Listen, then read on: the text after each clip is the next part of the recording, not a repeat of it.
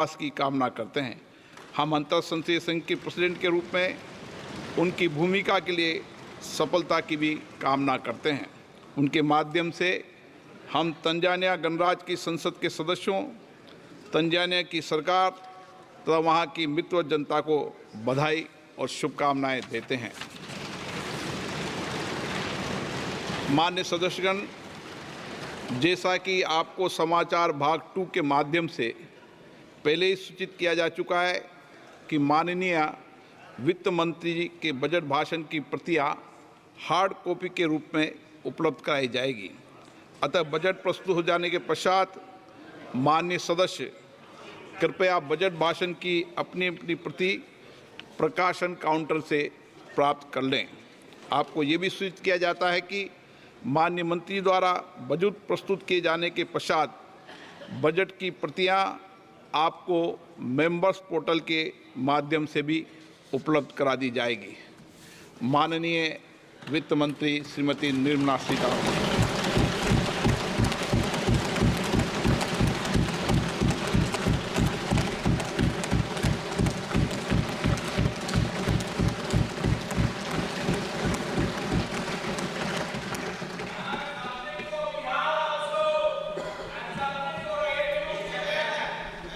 Honorable Speaker, I present the budget for 24-25. Introduction. The people of India have reposed their faith in the government led by Honorable Prime Minister Shri Narendra Modi and re-elected it for a historic third term under his leadership.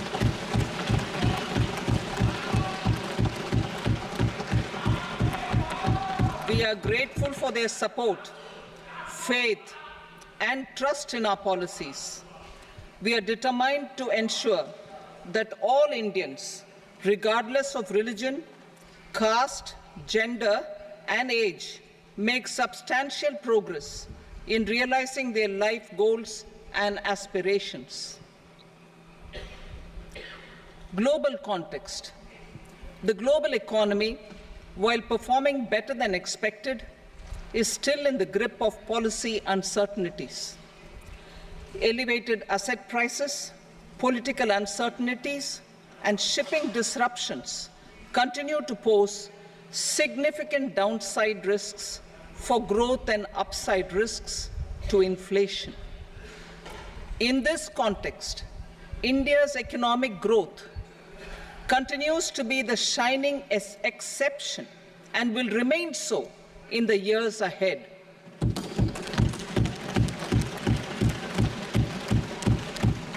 India's inflation continues to be low, stable, and moving towards the 4% target. Core inflation, that is non-food and non-fuel, currently is 3.1%. Steps are being taken to ensure supplies of perishable goods reach markets adequately. Interim budget. As mentioned in the interim budget, we need to focus on 4 major castes, namely the Garib, Mahilaye, Yuva, and Annadata, the poor, women, youth, and the farmer. For Annadata, we announced higher minimum support prices a month ago for all major crops, delivering on the promise of at least a 50% margin over costs. Pradhan Mantri Garib Kalyan Anna Yojana was extended for 5 years, benefiting more than 80 crore people. Administrative actions for approval and implementation of various schemes announced in the interim budget are well underway. The required allocations have been made. Budget theme. Turning attention to the full year and beyond in this budget, we particularly focus on employment, skilling, MSMEs, and the middle class. I am happy to announce the Prime Minister's package of 5 schemes and initiatives to facilitate employment, skilling, and other opportunities for 4.1 crore youth over a 5-year period, with a central outlay of 2 lakh crore rupees. I will speak about them shortly, while more details may be seen in the annexure. This year, I've made a provision of 1.48 lakh rupees, 1.48 lakh crore rupees for education, employment, and skilling. Budget priorities. The people have given a unique opportunity to our government to take the country on the path of strong development and an all-round prosperity. In the interim budget, we promise to present a detailed roadmap for our pursuit of Vikasit Bharat. In line with the strategy set out in the interim budget, this budget envisages sustained efforts on the following 9 priorities for generating ample opportunities for all. Number 1, productivity and resilience in agriculture. Number 2, employment and skilling. Number 3, inclusive human resource development and social justice. 4, manufacturing and services. 5, urban development. 6, energy security. 7, infrastructure. 8, innovation, research and development. And 9, next generation reforms. Subsequent budgets will build on these and add more priorities and actions. A more detailed formulation will be carried out as part of the economic policy framework, about which I will speak later in this speech. This budget details some of the specific actions to be initiated in the current year towards fulfillment of these priorities, with potential for transformative changes. The budget also covers some of the previously made announcements with intent to strengthen them and step up their implementation for expediting our journey towards the goal of Vikasit Bharat. Priority 1, productivity and resilience in agriculture. Transforming agricultural research. Our government will undertake a comprehensive review of the agricultural research setup to bring the focus on raising productivity and developing climate-resilient varieties. Funding will be provided in challenge mode, including to the private sector. Domain experts, both from the government and outside, will oversee the conduct of such research. Release of new varieties. New 109 high-yielding and climate-resilient varieties of 32 field and horticultural crops will be released for cultivation by farmers. Natural farming. In the next 2 years, 1 crore farmers across the country will be initiated into natural farming, supported by certification and branding. Implementation will be through scientific institutions and willing gram panchayats. 10,000 need-based bio-input resource centers will be established. Missions for pulses and oilseeds. For achieving self-sufficiency in pulses and oilseeds, we will strengthen their production, storage, and marketing. As announced in the interim budget, a strategy is being put in place to achieve Atmanirbharta for oilseeds such as mustard, groundnut, sesame, soybean, and sunflower. Vegetable production and supply chains. Large-scale clusters for vegetable production will be developed closer to major consumption centers.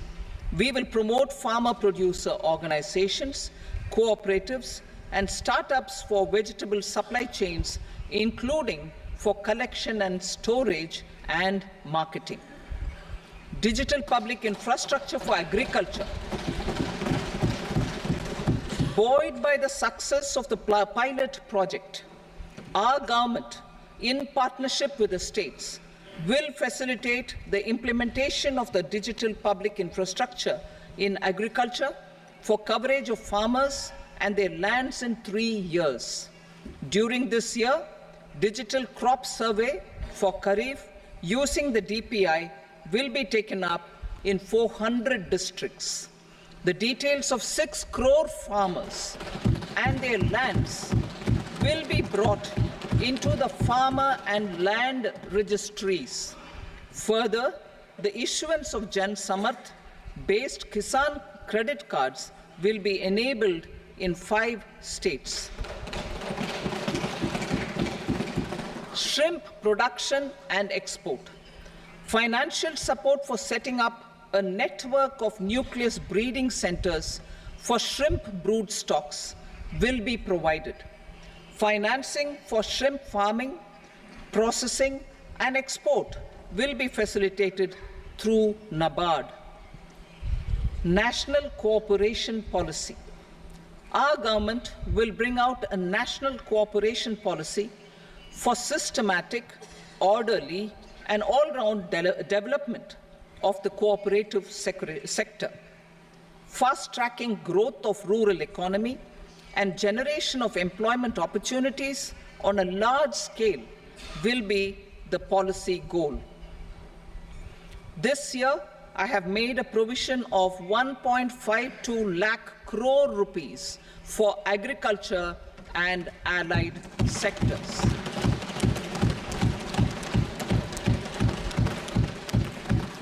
Priority 2, employment and skilling. Employment-linked incentive. Our government will implement following 3 schemes for employment-linked incentive as part of the Prime Minister's package. These will be based on enrollment in the EPFO and focus on recognition of first-time employees and support to employees and employers. Scheme A, first-timers. This scheme will provide 1 month wage to all persons newly entering the workforce in all formal sectors.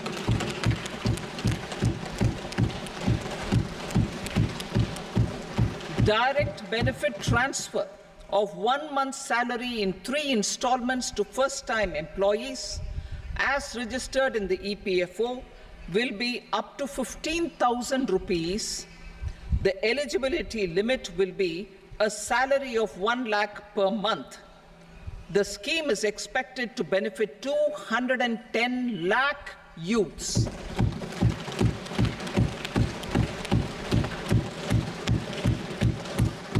Scheme B, job creation in manufacturing. This scheme will incentivize additional employment in the manufacturing sector linked to the employment of first-time employees. An incentive will be provided at specified scale directly both to the employee and the employer with respect to the EPFO contribution in the first 4 years of employment. The scheme is expected to benefit 30 lakh youth entering employment and their employers.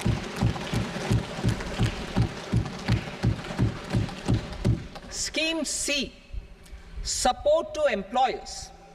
This employer-focused scheme will cover additional employment in all sectors. All additional employment within a salary of 1 lakh rupee per month will be counted. The government will reimburse to employers up to 3,000 rupees per month for 2 years towards the EPFO contribution for each additional employee. The scheme is expected to incentivize additional employment of 50 lakh persons.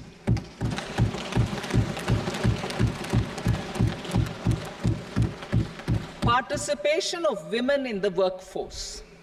We will facilitate higher participation of women in the workforce through setting up of working women hostels in collaboration with industry and establishing creches. In addition, the partnership will seek to organize women-specific skilling programs and promotion of market access for women SHG enterprises. Skilling program. I'm happy to announce a new centrally sponsored scheme as the fourth scheme under the Prime Minister's package for skilling in collaboration with state governments and industry. 20 lakh youth will be skilled over a 5-year period.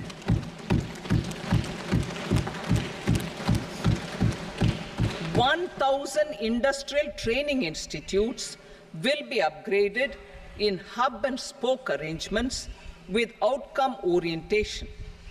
Course content and design will be aligned to the skill needs of industry, and new courses will be introduced for emerging needs." Skilling loans. The model skill loan scheme will be revised to facilitate loans up to 7.5 lakh rupees with a guarantee from a government-promoted fund.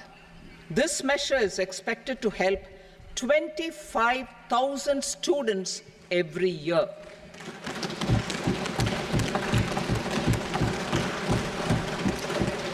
Education loans. For helping our youth who have not been eligible for any benefit under government schemes and policies, I am happy to announce a financial support for loans up to 10 lakh rupees for higher education in domestic institutions.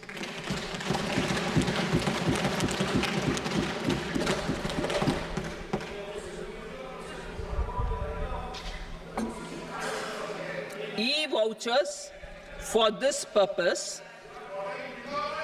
E-vouchers for this purpose will be given directly to 1 lakh students every year for annual interest subvention of 3% of the loan amount.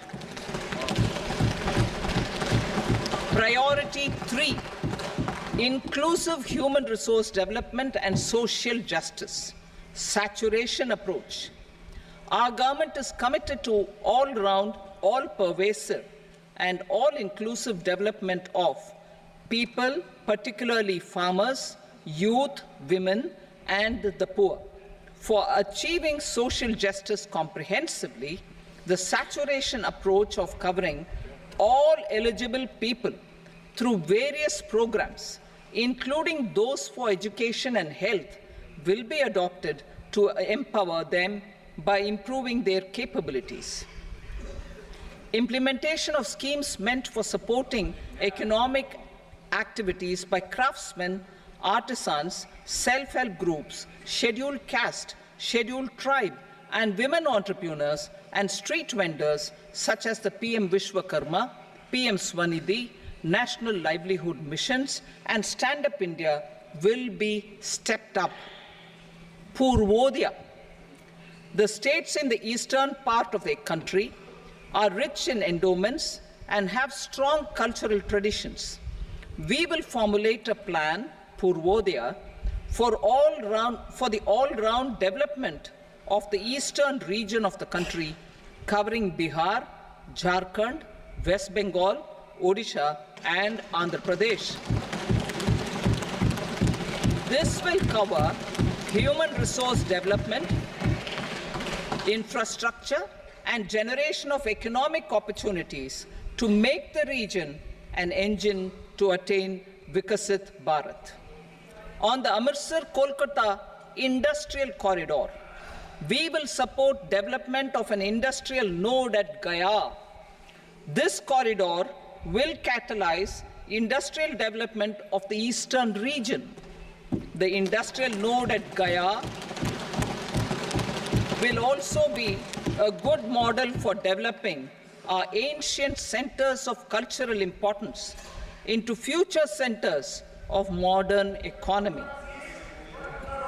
This model shall showcase Vikas B, Virasat B in a growth trajectory.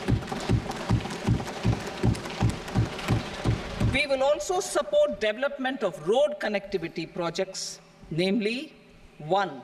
Patna-Purnia Expressway, 2. Buxar-Bhagalpur Expressway, 3. Bodh Gaya, Rajgir, Vaishali and Darbhanga spurs, and 4. Additional 2-lane bridge over River Ganga at Buxar at a total cost of 26,000 crore rupees.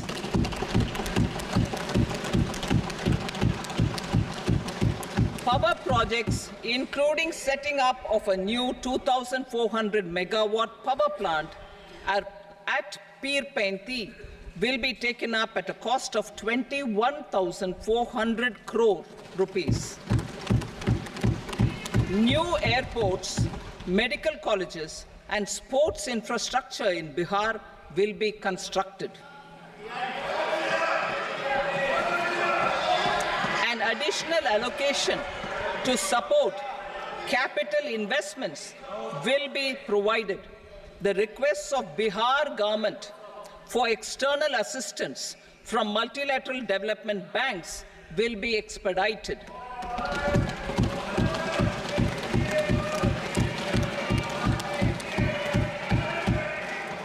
Andhra Pradesh Reorganization Act. Our government has made concerted efforts to fulfill the commitments in Andhra Pradesh Reorganization Act.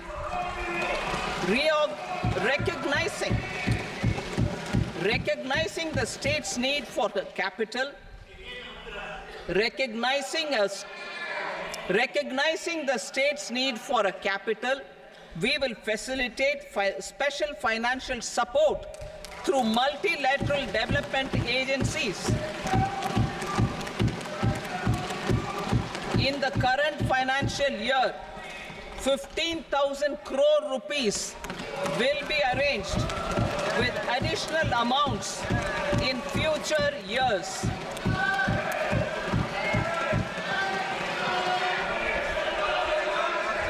Our government is fully committed to financing and early completion of the Polavaram irrigation project, which is the lifeline for Andhra Pradesh and its farmers. This will facilitate our country's food security as well. Under the Andhra Pradesh Reorganization Act, for promoting industrial development, funds will be provided for essential infrastructure such as water, power, railways, and roads in Kopparthi node on the Visakhapatnam-Chennai Industrial Corridor and Varavakal node on the Hyderabad-Bangalore Industrial Corridor. An additional allocation will be provided this year towards capital investment for economic growth. Grants for backward regions of Rayalaseema, Prakasham, North Coastal Andhra, as stated in the Act, will be provided. Led development. For promoting women-led development, the budget carries an allocation of more than 3 lakh crore for schemes benefiting women and girls. This signals our government's commitment for enhancing women's role in economic development. Pradhan Mantri Janjatiya Unnat Gram Abhiyan.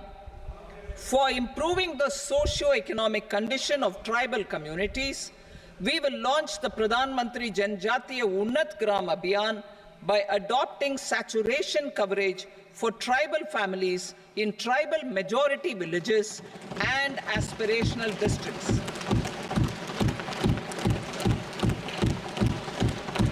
This will cover 63,000 villages, benefiting 5 crore tribal people. bank branches in northeastern region. More than 100 branches of India Post Payment Bank will be set up in the northeast region to expand the banking services. This year, I have made a provision of 2.66 lakh crore rupees for rural development, including rural infrastructure.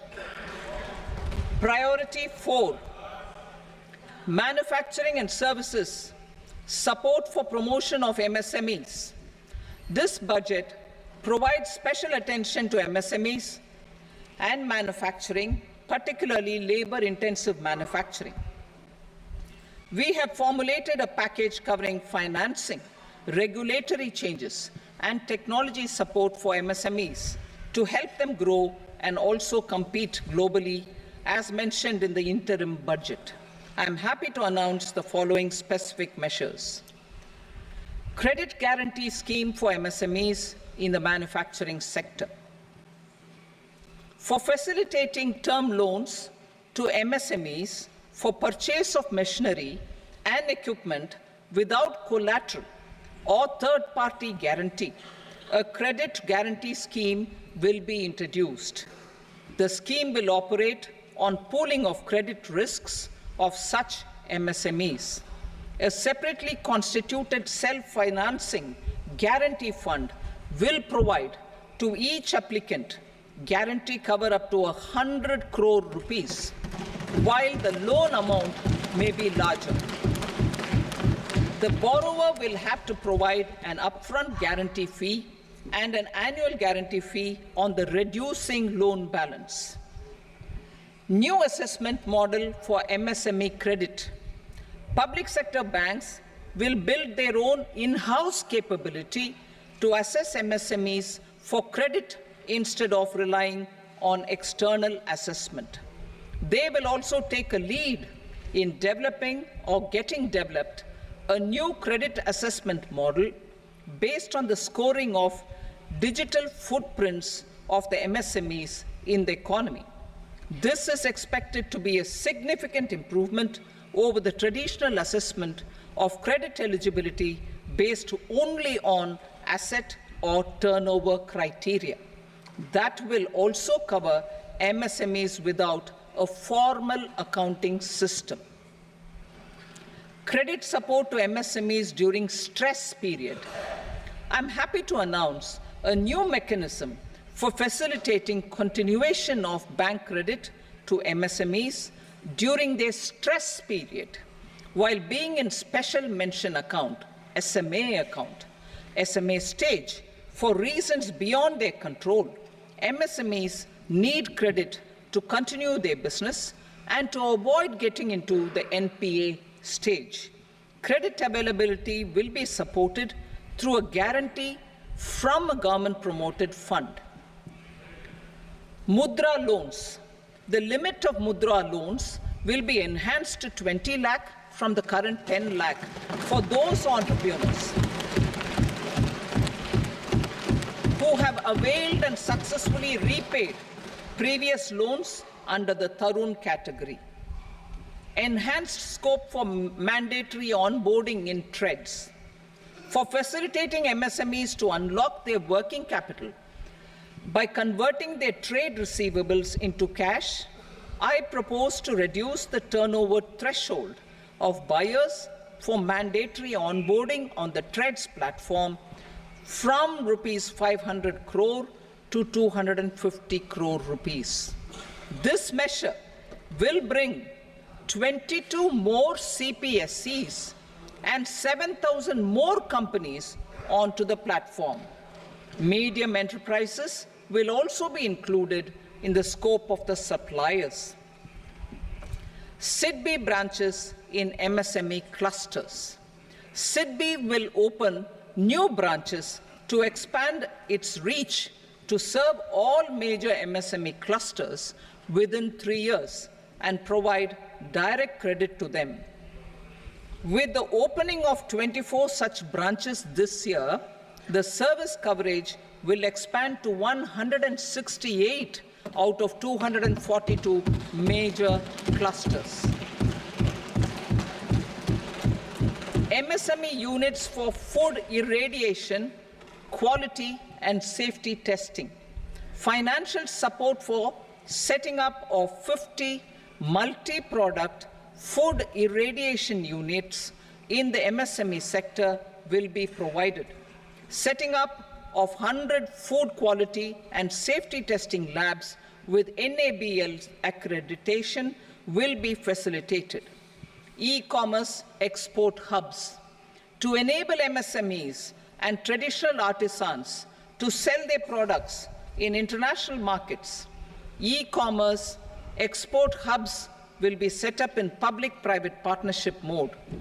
These hubs, under a seamless regulatory and logistic framework, will facilitate trade and export-related services under one roof. Measures for promotion of manufacturing and services, internship in top companies. As the fifth scheme under Prime Minister's package, our government will launch a comprehensive scheme for providing internship opportunities in 500 top companies to 1 crore youth in 5 years. They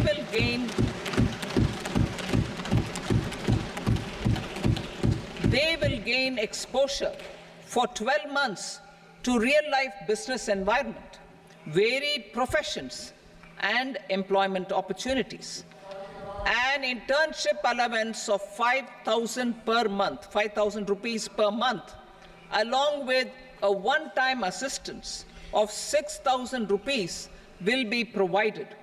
Companies will be expected to bear the training cost and 10% of their internship cost from their CSR funds.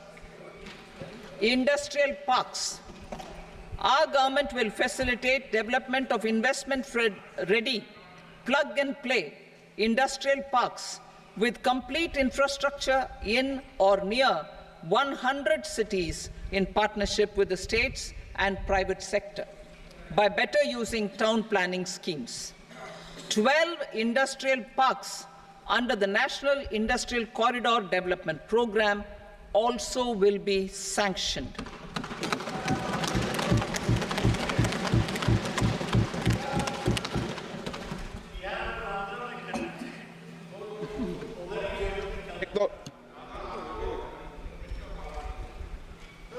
Veji paper, no. Please, Petty.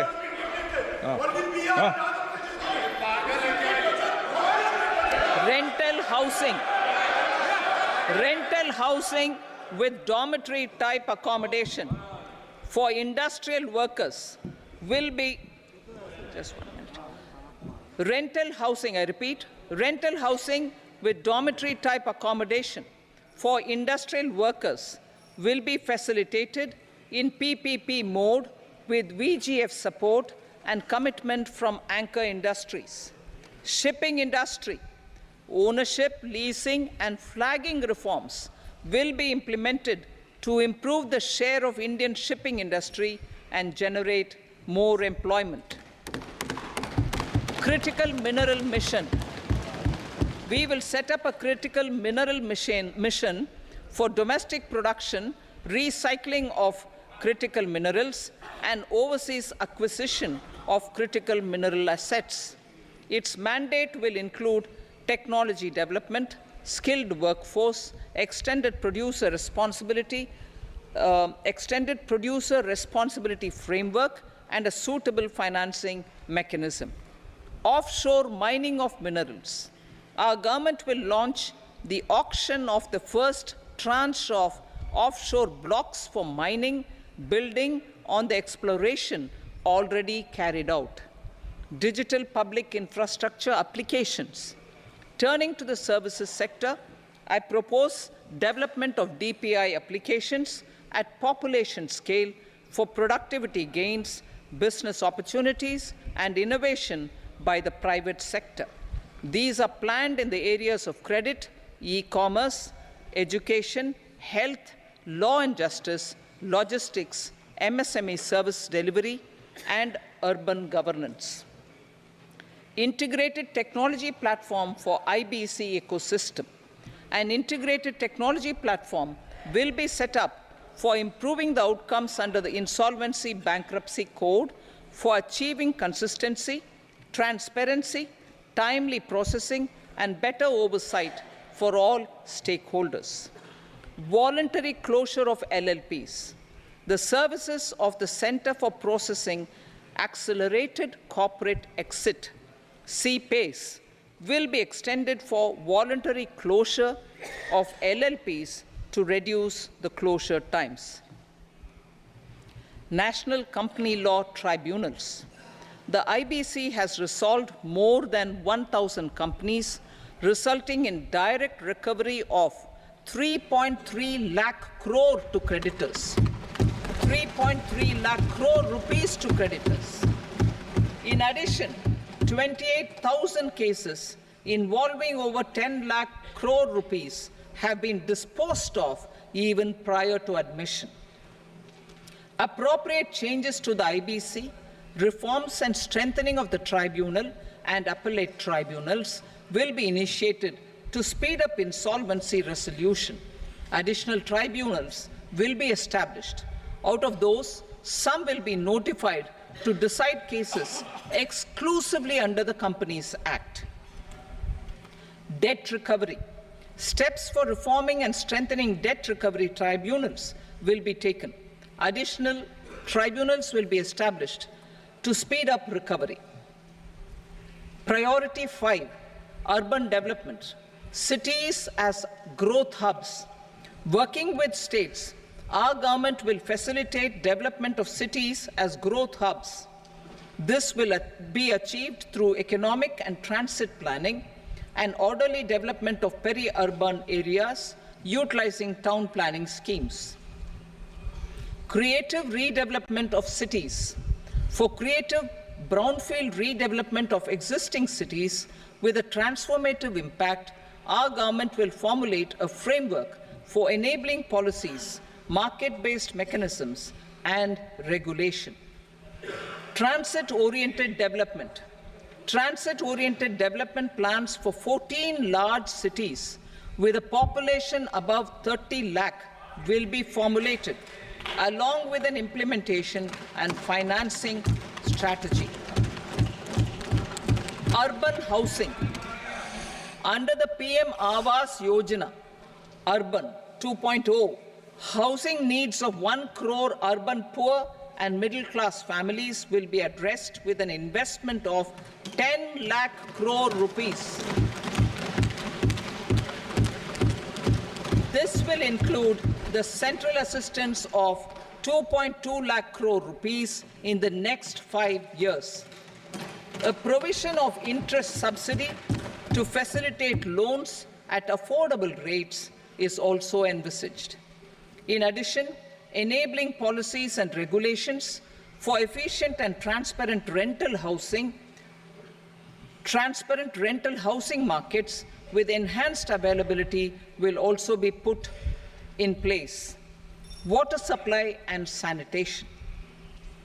In partnership with state governments and multilateral development banks, we will promote water supply, sewage treatments, and solid waste management projects and services for 100 large cities through bankable projects. These projects will also envisage use of treated water for irrigation and filling up of tanks in nearby areas. Street markets.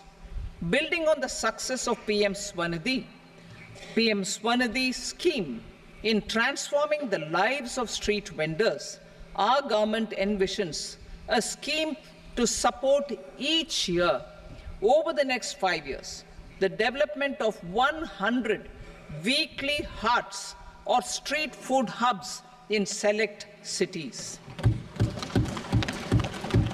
Stamp duty. We will encourage states which continue to charge high stamp duty to moderate the rates for all and also consider further lowering duties for properties purchased by women. This reform will be made an essential component of urban development schemes. Priority 6, energy security, energy transition. In the interim budget, I had announced our strategy to sustain high and more resource-efficient economic growth, along with the energy security in terms of availability, accessibility, and affordability. We will bring out a policy document on appropriate energy transition pathways that balances the imperatives of employment, growth, and environmental sustainability. PM Surya Ghar Muft Bijli Yojana. PM Surya Ghar Muft Bijli Yojana. In line with the announcement in the interim budget,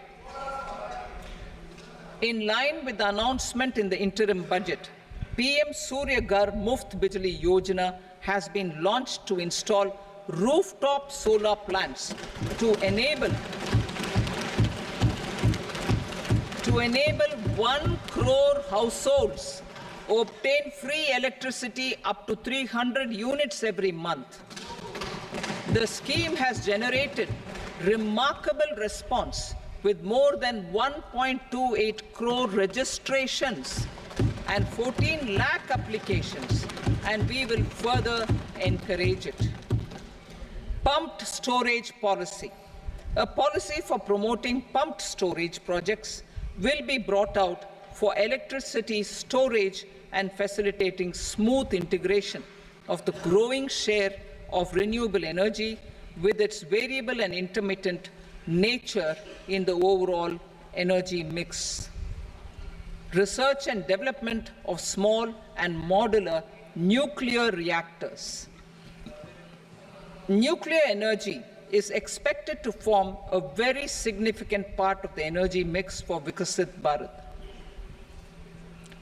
Towards that pursuit, our government will partner with the private sector for 1. Setting up Bharat Small Reactors, 2. Research and development of Bharat Small Modular Reactor, and 3. Research and development of newer technologies for nuclear energy. The R&D funding announced in the interim budget will be made available for this sector also. Advanced ultra supercritical thermal power plants. The development of indigenous technology for advanced ultra supercritical thermal power plants with much higher efficiency has been completed. A joint venture between NTPC and BHEL will set up a full-scale 800 megawatt commercial plant using AUSC technology. The government will provide the required fiscal support. Moving forward, development of indigenous capacity for the production of high-grade steel and other advanced metallurgy materials for these plants will result in strong spin-off benefits for the economy. Roadmap for hard-to-abate industries. A roadmap for moving the hard-to-abate industries from energy efficiency targets to emission targets will be formulated. Appropriate regulations for transition of these industries from the current perform, achieve, and trade mode to Indian carbon market mode will be put in place. Support to traditional micro and small industries. An investment-grade energy audit of traditional micro and small industries in 60 clusters, including brass and ceramic, will be facilitated. Financial support will be provided for shifting them to cleaner forms of energy and implementation of energy efficiency measures.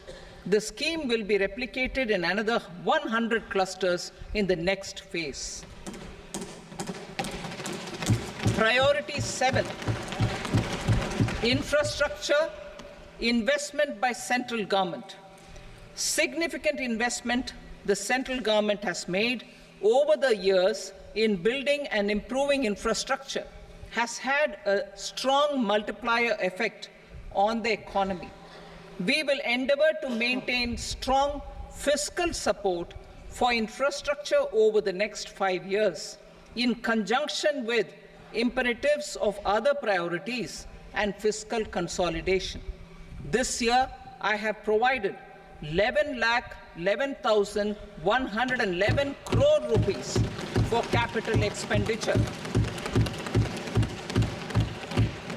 This would be 3.4% of our GDP. Infrastructure investment by state governments. We will encourage states to provide support of similar scale for infrastructure, subject to their development priorities. A provision of 1.5 lakh crore rupees for long-term interest-free loans have been made this year, also to support the states in their resource allocation. Private investment in infrastructure. Investment in infrastructure by private sector will be promoted through viability gap funding and enabling policies and regulations. A market-based financing framework will be brought out. Pradhan Mantri Gram Sadak Yojana, Phase 4 of the PMGSY will be launched to provide all-weather connectivity to 25,000 rural habitations, which have become eligible in view of their population increase.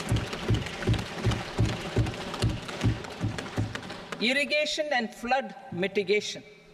Bihar has frequently suffered from floods, many of them originating outside the country. Plans to build flood control structures in Nepal are yet to progress. Our government, through the Accelerated Irrigation Benefit Program and other sources, will provide financial support for projects with estimated cost of 11,500 crore rupees, such as the Kosi-Michi intra-state link and 20 other ongoing and new schemes, including barrages, river pollution abatement, and irrigation projects. In addition, survey and investigation of Kosi-related flood mitigation and irrigation projects will be undertaken.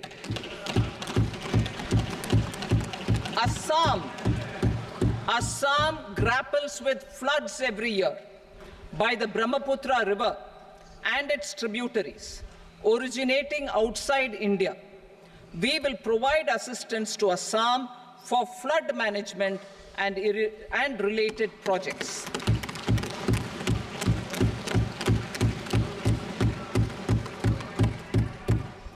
Himachal Pradesh suffered extensive losses due to floods last year. Our government will provide assistance to the state for reconstruction and rehabilitation through multilateral development assistance.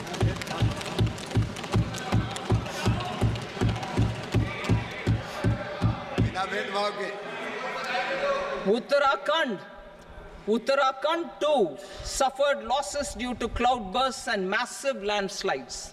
We will provide assistance to the state. Recently, Sikkim witnessed devastating flash floods and landslides that wreaked havoc across the state. Our government will provide assistance to the state. Tourism has always been a part of our civilization. Our efforts in positioning India as a global tourist destination will also create jobs, stimulate investments, and unlock economic opportunities for other sectors. In addition to the measures outlined in the interim budget, I propose the following measures. Vishnupad Temple at Gaya and Mahabodhi Temple at Bodh Gaya in Bihar are of immense spiritual significance. inclusive development of Vishnupad Temple Corridor and Mahabodhi Temple Corridor will be supported, modeled on the successful Kashi Vishwanath Temple Corridor to transform them into world-class pilgrim and tourist destinations. Rajgir holds immense religious significance for Hindus, Buddhists and Jains. The 20th Tirthankara Muniswarata temple in the Jain temple complex is ancient. The Saptarishi or the 7 hot springs form a warm water Brahmkund that is sacred. A comprehensive development initiative for Rajgir will be undertaken. Our government will support the development of Nalanda as a tourist center, besides reviving Nalanda University to its glorious stature. Odisha's scenic beauty, temples, monuments, craftsmanship, wildlife sanctuaries, natural landscapes, and pristine beaches make it an ultimate tourism destination. Our government will provide assistance for their development to Odisha as well. Priority 8, innovation, research and development. We will operationalize the Anusandhan National Research Fund for basic research and prototype development. Further, we will set up a mechanism for spurring private sector-driven research and innovation at commercial scale with a financing pool of 1 lakh crore rupees in line with the announcement in the interim budget. Space economy. With our continued emphasis on expanding the space economy by 5 times in the next 10 years, a venture capital fund of 1,000 crore rupees will be set up. Priority 9, next generation reforms. Economic policy framework. We will formulate an economic policy framework to delineate the overarching approach to economic development and set the scope of the next generation of reforms for facilitating employment opportunities and sustaining high growth. Our government will initiate and incentivize reforms for 1. Improving productivity of factors of production, and 2.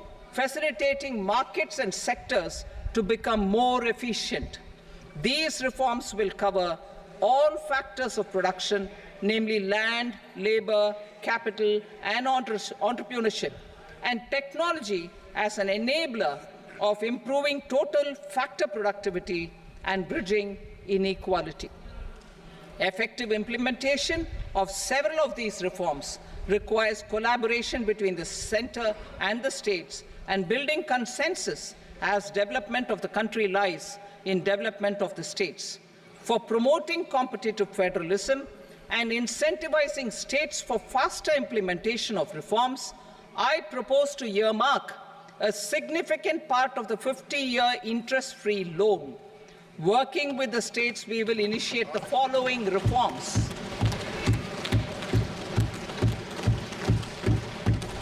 Land-related reforms and actions, both in the rural and urban areas, will cover land administration, will cover 1. Land administration, planning and management, and 2. Urban planning usage and building bylaws. These will be incentivized for completion within the next 3 years through appropriate fiscal support. Rural land-related actions. Rural land-related actions will include 1. Assignment of unique land parcel identification number, UL PIN, or Bhu Aadhaar for all lands. 2. Digitization of cadastral maps. 3. Survey of subdivisions, survey of map subdivisions as per current ownership. 4. establishment of land registry, and 5, linking to the farmers registry. These actions will also facilitate credit flow and other agricultural services. Urban land-related actions. Land records in urban areas will be digitized with GIS mapping. An IT-based system for property record administration, updating, and tax administration will be established. These will also facilitate improving the financial position of urban local bodies. Labor-related reforms. Services to labor.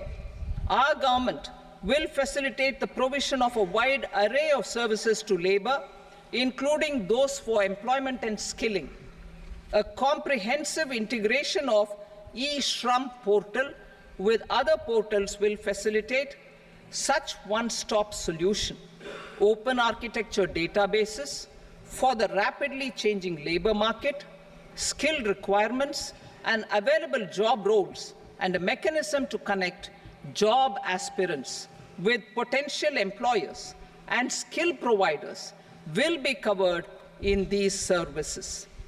Shram Suvidha and Samadhan portal. Shram Suvidha and Samadhan portal will be revamped to enhance ease of compliance for industry and trade. Capital and entrepreneurship-related reforms, financial sector vision and strategy. For meeting financing needs of the economy, our government will bring out a financial sector vision and strategy document to prepare the sector in terms of size, capacity, and skills. This will set the agenda for the next 5 years and guide the work of the government, regulators, financial institutions, and market participants. Taxonomy for climate finance. We will develop taxonomy for climate finance for enhancing the availability of capital for climate adaptation and mitigation. This will support achievement of the country's climate commitments and green transition. Variable capital company structure. We will seek the required legislative approval for providing an efficient and flexible mode for financing leasing of aircrafts and ships and pooled funds of private equity through a variable company structure. Foreign direct investments and overseas investment. The rules and regulations for foreign direct investment and overseas investments will be simplified to 1. Facilitate foreign direct investments, 2. Nudge prioritization, and 3. Promote opportunities for using Indian rupee as a currency for overseas investment. NPS Vatsalya. NPS Vatsalya, a plan for contribution by parents and guardians for minors, will be started. On attaining the age of majority, the plan can be converted seamlessly into a normal NPS account. Use of technology. We have successfully used technology for improving productivity and bridging inequality in our economy during the past 10 years. Public investment in digital infrastructure and innovations by the private sector have helped in improving access of all citizens, particularly the common people, to market resources, education, health, and services. We will step up adoption of technology towards digitalization of the economy. Ease of doing business. For enhancing ease of doing business, we are already working on the Jan Vishwas Bill 2.0. Further, states will be incentivized for implementation of the business reforms, action plans, and digitalization. Data and statistics. For improving data governance, collection, processing and management of data and statistics, different sectoral databases, including those established under the Digital India Mission, will be utilized with active use of technology tools. New pension scheme. The committee to review the NPS has made considerable progress in its work. I am happy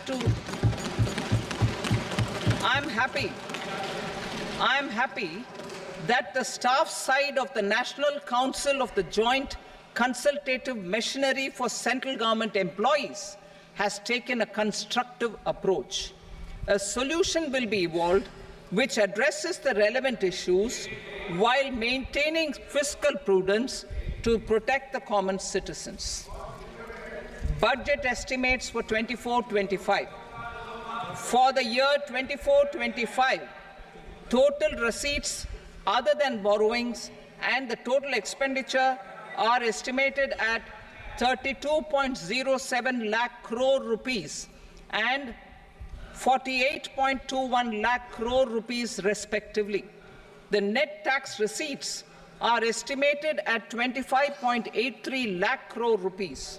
The fiscal deficit is estimated at 4.9% of the GDP. The gross and the net market borrowings through dated securities during 24-25 are estimated at 14.01 lakh crore rupees and 11.63 lakh crore rupees respectively. Both will be less than that in 23-24. The fiscal consolidation path announced by me in 2021 has served our economy very well, and we aim to reach the deficit below 4.5% next year. The government is committed to staying the course. From 2026-27 onwards, our endeavour will be to keep the fiscal deficit each year such that the central government's debt will be on a declining path as percentage of GDP. I will now move to Part B.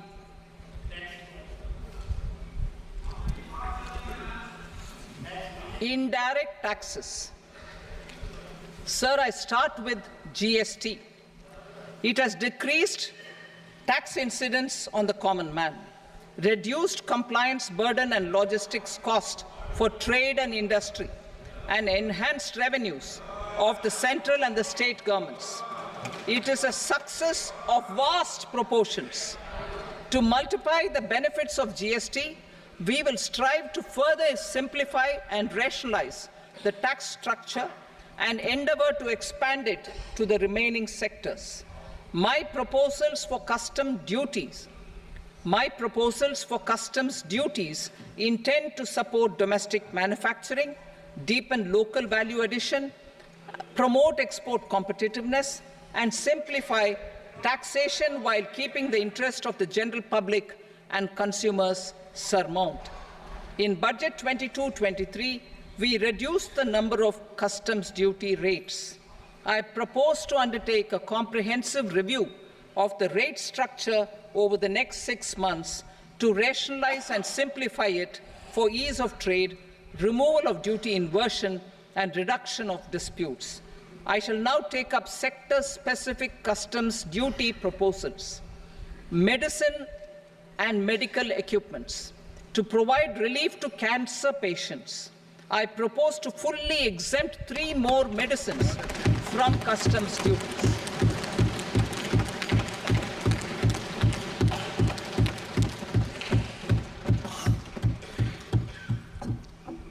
I also propose changes in the BCD on X-ray tubes and flat panel detectors for use in medical X-ray machines under the phased manufacturing program so as to synchronize them with the domestic capacity addition. Mobile phone and related parts. With a 3-fold increase in domestic production and almost a 100-fold jump in exports of mobile phones over the last 6 years, the Indian mobile industry has matured. In the interest of consumers, I now propose to reduce the BCD on mobile phone, mobile PCBA, and mobile charger to 15%. Critical minerals. Minerals such as lithium, copper, cobalt, and rare earth elements are critical for sectors like nuclear energy, renewable energy, space, defense, telecommunications, and high-tech electronics. I propose to fully exempt customs duties on 25 critical minerals and reduce BCD on 2 of them. This will provide a major fillip to the processing and refining of such minerals and help secure their availability for these strategic and important sectors. Solar energy. Energy transition is critical in the fight against climate change. To support energy transition, I propose to expand the list of exempted capital goods for use in the manufacture of solar cells and panels in the country.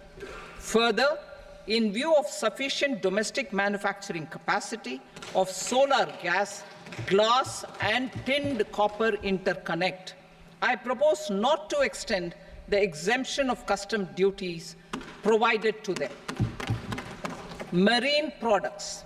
India's seafood exports in the last financial year touched an all-time high of more than 60,000 crores of rupees. Frozen shrimp accounted for about 2/3 of these exports. To enhance their competitiveness, I propose to reduce BCD on certain broodstock, polychaete worms, shrimp, and fish feed to 5%. I also propose to exempt customs duty on various inputs for manufacture of shrimp and fish feed. Leather and textile. Similarly, to enhance the competitiveness of exports in the leather and textile sectors, I propose to reduce BCD on real down-filling material from duck or goose. I am also making additions to the list of exempted goods for manufacture of leather and textile garments, footwear, and other leather articles for export. To rectify inversion in duty, I propose to reduce BCD subject to conditions on methylene diphenyl diisocyanate, MDI, for manufacture of spandex yarn from 7.5 to 5%. Furthermore, the export duty structure on raw hides, skin, and leather is proposed to be simplified and rationalized. Precious metals. To enhance domestic value addition in gold and precious metal jewelry in the country, I propose to reduce customs duties on gold and silver to 6% and that of platinum to 6.4%. Other metals. Steel and copper are important raw materials. To reduce their cost of production, I propose to remove the BCD on ferronickel and blister copper. I am also continuing with nil BCD on ferrous scrap and nickel cathode and concessional BCD of 2.5% on copper scrap. Electronics. To increase value addition in the domestic electronics industry, I propose to remove the BCD subject to conditions on oxygen-free copper for manufacture of resistors. I also propose to exempt certain parts for manufacture of connectors. Chemicals and petrochemicals. To support existing and new capacities in the pipeline, I propose to increase the BCD on ammonium nitrate from 7.5% to 10%. Plastics.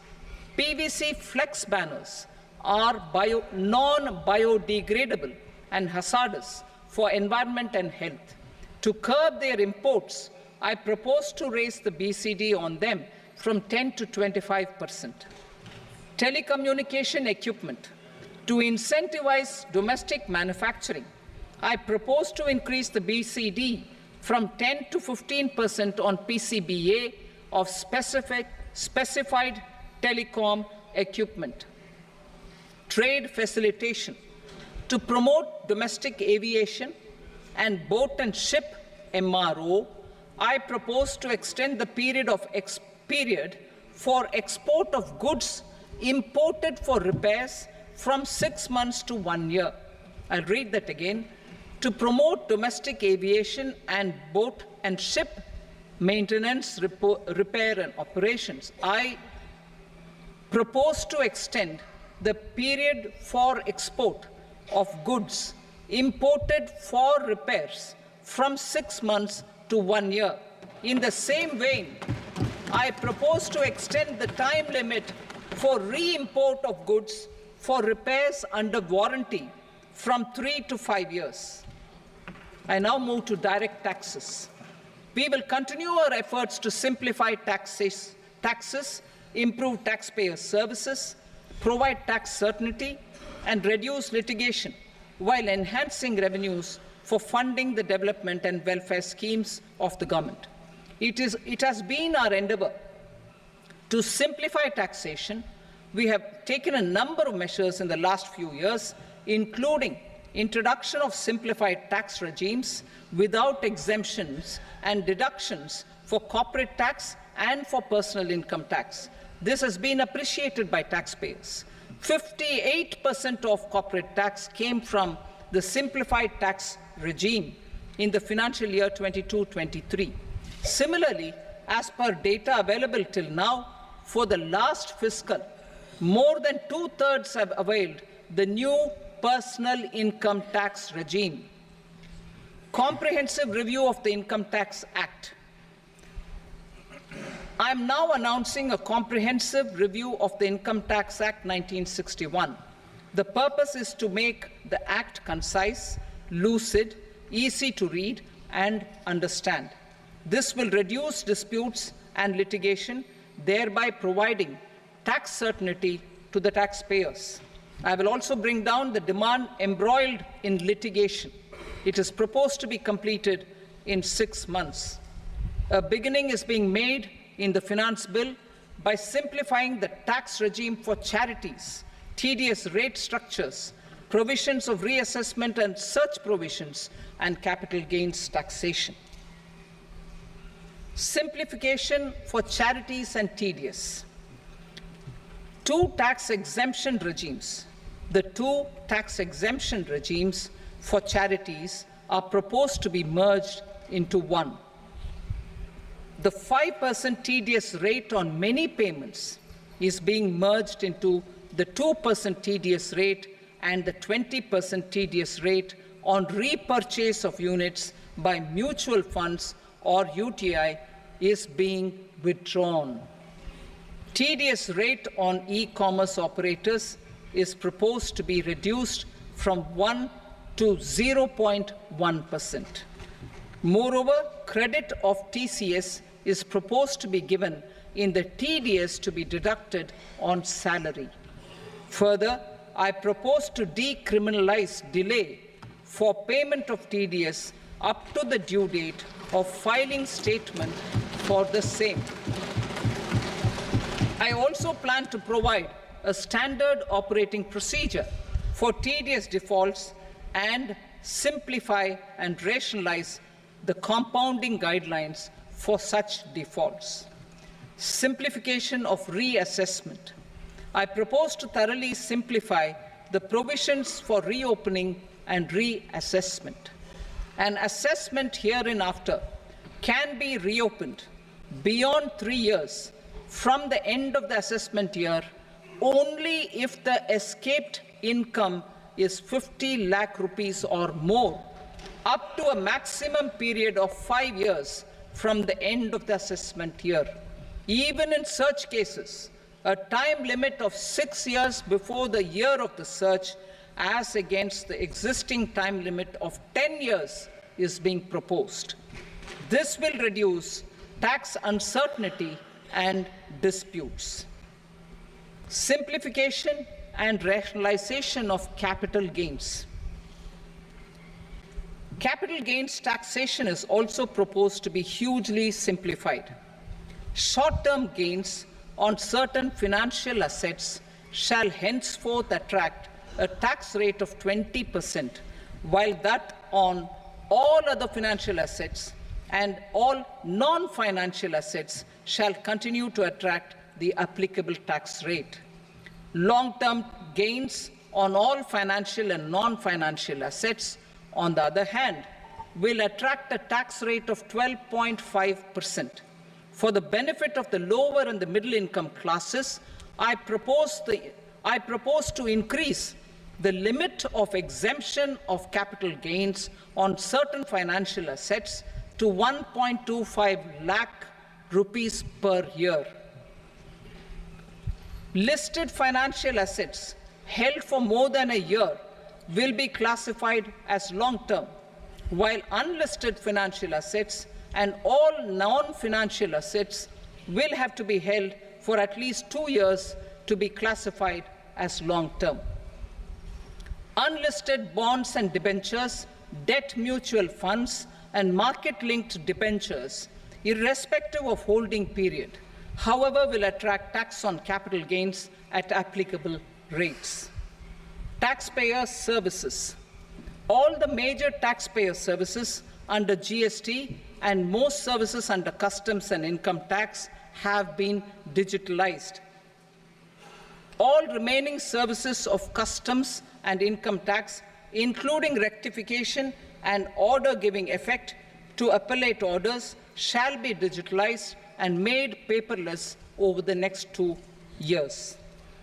Litigation and appeals. While our concerted efforts to reduce pendency of appeals at various appellate fora are beginning to show good results, it will continue to engage our highest attention.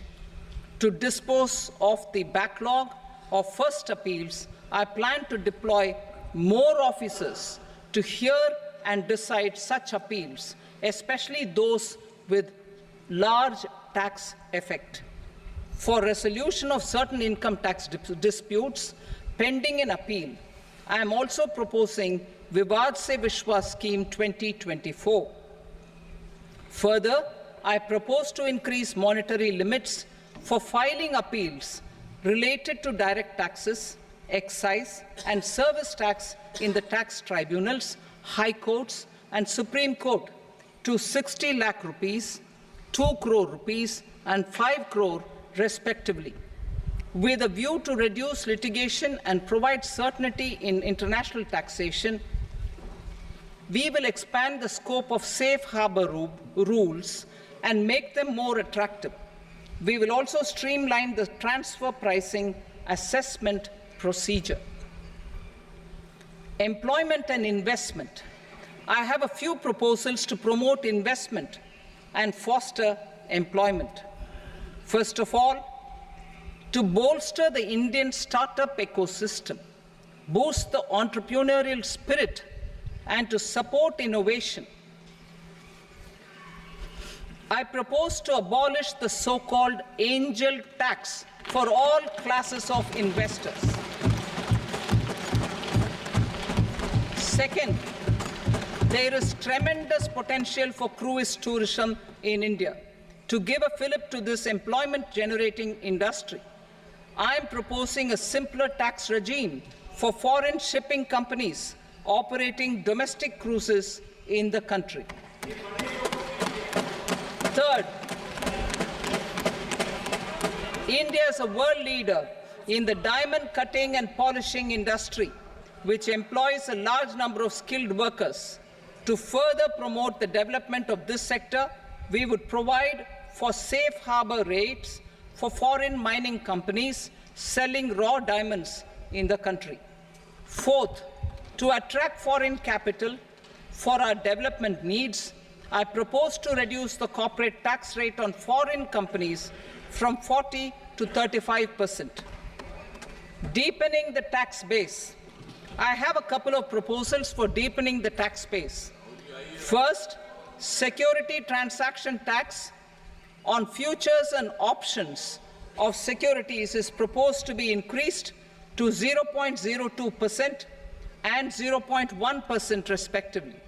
Second, for reasons of equity, I propose to tax income received on buyback of shares in the hands of recipients. Other proposals: to improve social security benefits, deduction of expenditure by employers towards NPS is proposed to be increased from 10 to 14% of the employee's salary. Similarly, deduction of this expenditure up to 14% of salary from the income of employees in private sector, public sector banks and undertakings opting for the new tax regime is proposed to be provided. Indian professionals working in multinationals get ESOPs and invest in social security schemes and other movable assets abroad.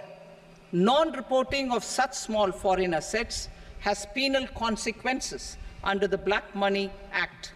Such non-reporting of movable assets up to 20 lakh rupees is proposed to be depenalized. Other major proposals in the finance bill relate to withdrawal of equalization levy of 2%, expansion of tax benefits to certain funds and entities in IFSCs, and immunity from penalty and prosecution to Benamidar on full and true disclosure so as to improve conviction under the Benami Transaction Prohibition Act 1988. Personal income tax. Coming to personal income tax rates, I have two announcements to make for those opting for the new tax regime. First, the standard deduction for salaried employees is proposed to be increased from 50,000 to 75,000 rupees.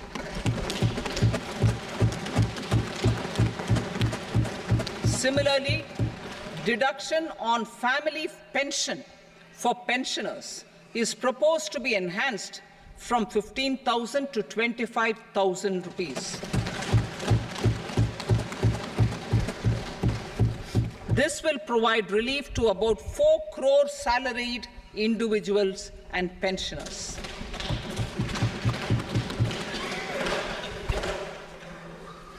Second, in the new tax regime, the tax rate structure is proposed to be revised as follows: 0 to 3 lakh rupees, nil; 3 to 7 lakh rupees, 5%; 7 to 10 lakh rupees, 10%; 10 to 12 lakh rupees, 15%; 12 to 15 lakh rupees, 20%; and above 15 lakh rupees, 30%. As a result of these changes, a salaried employee in the new tax regime stands to save up to 17,500 rupees in income tax.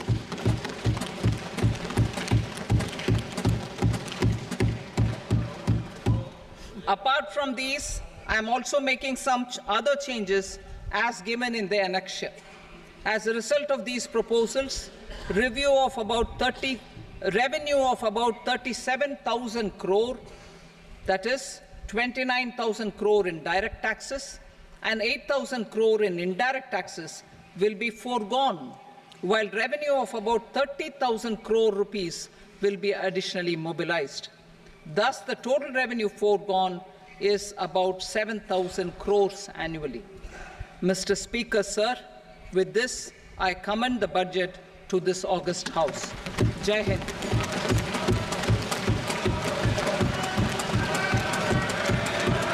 Item number 2. Item number 2.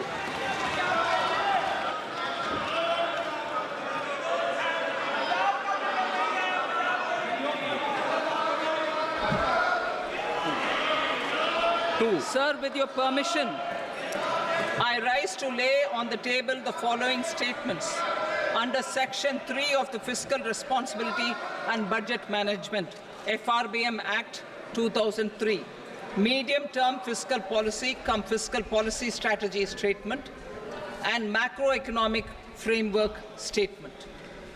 Item number 3. Sir, with your permission, I rise to move for leave to introduce the Finance Number 2 Bill 2024.